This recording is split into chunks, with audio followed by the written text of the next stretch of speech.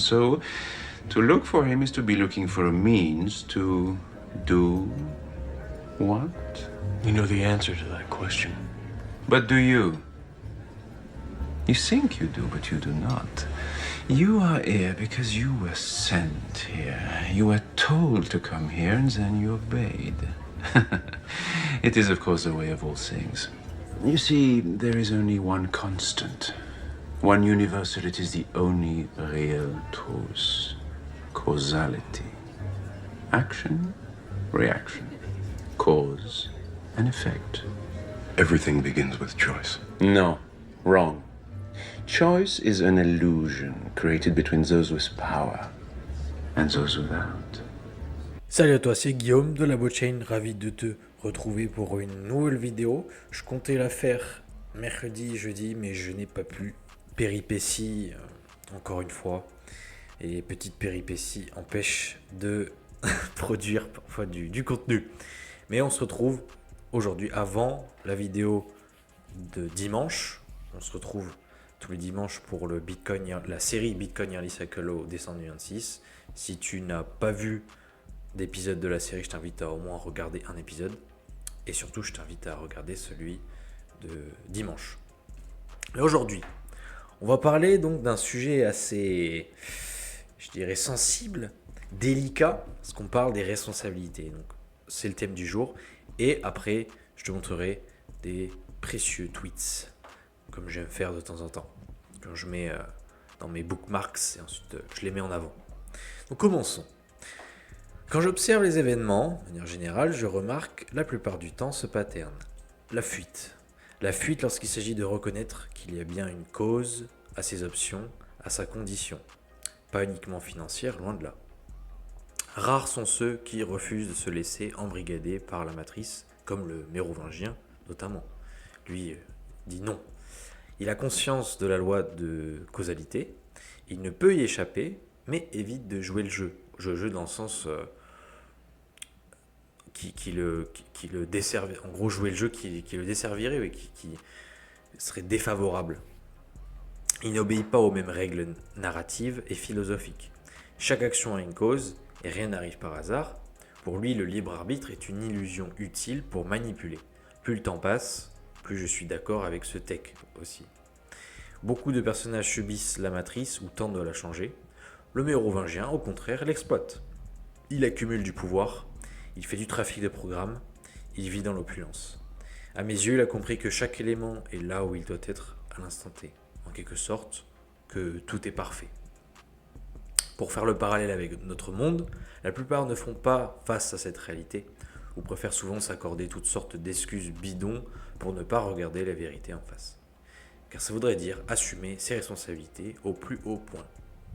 Si un effet a une cause, alors nous sommes responsables de ce que nous produisons, de ce que nous tolérons et de ce que nous laissons perdurer. Cela signifie que nos échecs ne viennent pas uniquement de la malchance, du système, de je ne sais quelle communauté, des autres ou des circonstances, mais aussi de nos choix répétés, même les plus passifs. Ne rien faire est déjà une action, déléguer sa lucidité est déjà une décision. Reconnaître qu'un effet a une cause, c'est accepter que nos habitudes façonnent nos résultats, c'est réel. Nos compromis construisent nos limites. Notre confort entretient parfois ce que nous dénonçons. Et oui. Nous ne sommes pas victimes, nous sommes acteurs. Quand il dit qu'on n'a pas le choix, il ne dit pas tu es innocent, il dit tu es prévisible.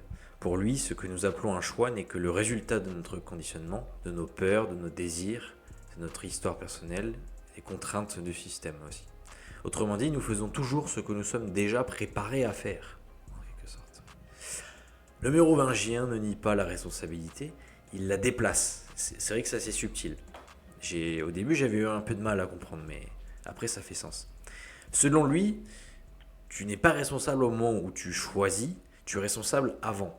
De ce que tu consommes, de ce que tu laisses entrer dans ton esprit, des compromis que tu acceptes sur la durée, des habitudes que tu renforces, donc, comme on disait, une fois ces causes en place, l'effet est inévitable.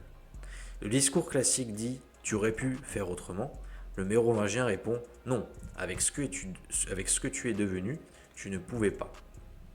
Et c'est là que ça devient inconfortable parce que ça empêche de se rassurer avec un prochain choix abstrait. Ça oblige à regarder la chaîne complète des causes. Cela me fait d'ailleurs penser à cet adage Success is when preparation meets opportunity. Les individus qui n'ont toujours pas étudié le système monétaire, pour en revenir à nos moutons, qui continuent d'alimenter la machine infernale, qui négligent l'étude de Bitcoin, voire crachent dessus, ce n'est pas un hasard. Et encore une fois, ça vaut pour plein d'autres aspects de la vie. En étant conscient le plus possible du matin au soir, en étant présent au maximum, on pourrait dire aussi, on peut noter petit à petit qu'il y a bien des patterns à corriger parfois, ou à ajuster, à améliorer.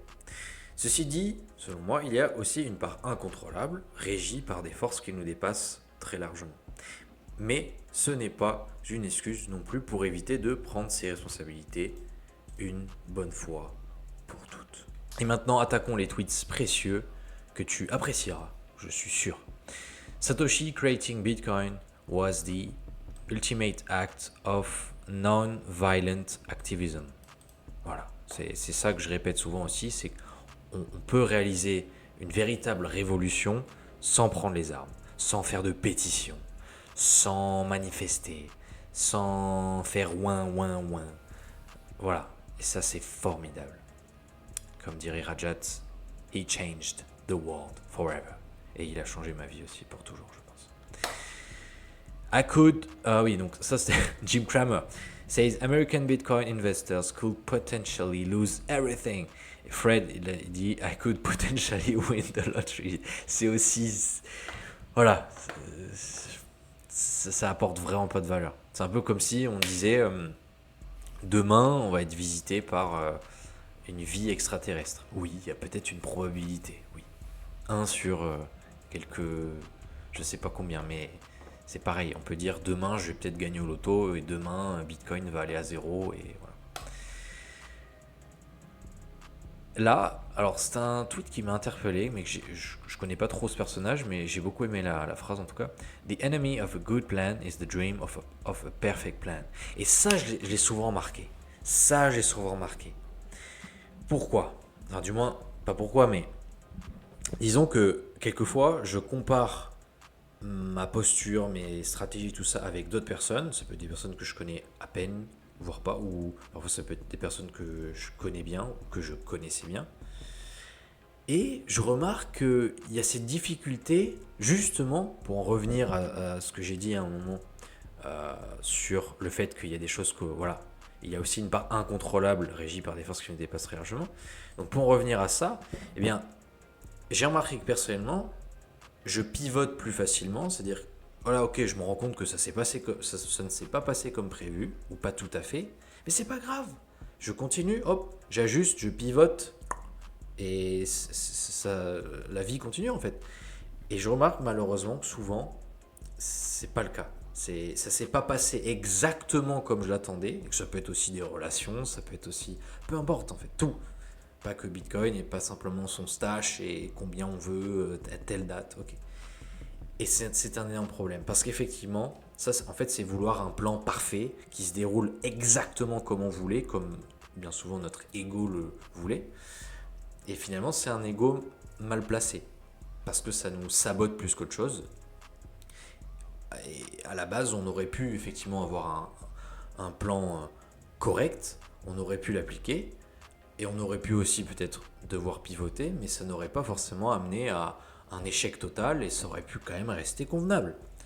Mais c'est sûr que parfois c'est un peu, peut-être pas démoralisant, mais on aimerait que ça se déroule parfaitement comme on veut, mais ça n'existe pas, ou c'est extrêmement rare que ça se déroule parfaitement comme on imaginait. C'est pas impossible peut-être, mais c'est rarement le cas. Je sais pas toi, mais c'est rarement mon cas. Et ça veut pas dire que ma vie est déplaisante et que je m'en sors pas. C'est ça, en fait, qu'il faut comprendre. Et je pense que c'est ce que Karl von Clausewitz, je pense que je l'ai très mal prononcé, voulait nous faire part. Il voulait nous faire part de cette idée-là. Next one. Bitcoin sucks all of the power away from the government and gives it back to the people. Oui, monsieur. Oui, monsieur. Bitcoin Allocation Recommendations. Bank of America, 1 à 4%. BlackRock, 1 à 2%. Fidelity, 2 à 5%.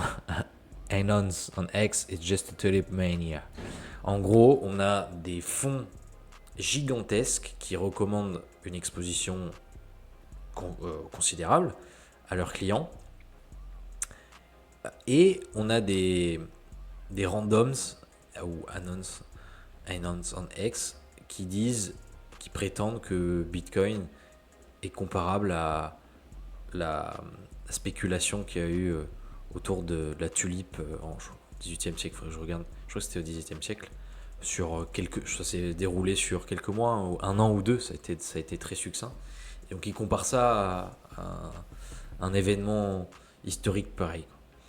Voilà, ça en dit long sur justement leur volonté d'étudier et le choix subtil qu'ils font tous les jours. Je pense évidemment à ceci. Et dernier élément que j'ai beaucoup aimé, The Bitcoiner Lifestyle.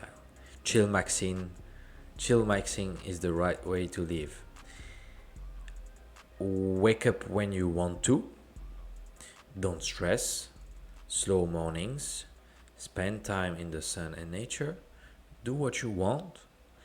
Et surtout, be unemployed. Voilà. Pourquoi ne pas embrasser ce lifestyle? C'est génial. C'est génial, non? Ouais. Je sais pas. Mais bon, encore une fois, comme le mérovingien... Oh, il y a un moustique. Il y a un moustique. Comme le mérovingien dit, ou du moins ça c'est ma perception des choses, mais c'est qu'en quelque sorte tout est parfait. Il a compris que chaque élément est là où il doit être à l'instant T. Et chaque personne, forcément, est là où elle doit être. Voilà. C'est vrai que la Pura Vida a des inconvénients, il y a des moustiques, mais ça n'en a pas trop quand même. Ça va, on s'en sort bien. Sur ce, j'espère que tu auras apprécié les éléments de cette vidéo, que ça t'amènera à réfléchir sur certains aspects essentiels, sur les fondamentaux, et que, évidemment, ça t'apportera de la valeur. N'hésite pas à mettre un commentaire, poser des questions. Je suis prêt, évidemment, à remettre en question l'intégralité, à partir du moment où la discussion est saine. Je suis prêt, évidemment, à échanger. N'hésite pas à mettre un j'aime si tu as apprécié et à t'abonner pour ne pas rater la suite. Bonne soirée ou bonne journée, c'était Guillaume de la blockchain. Et à ta liberté.